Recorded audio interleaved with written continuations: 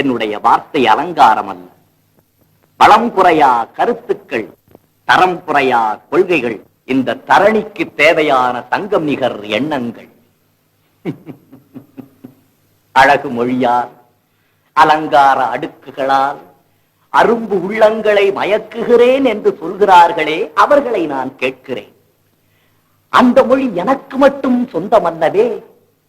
அவர்கள் அதை பேசக்கூடாது என்று நான் தடை போட்டது கிடையாதே. பேசி பார்க்கட்டுமே அவர்களும். பாவம், பேசி தோற்றவர்கள், பேசி தோற்றவர்கள்.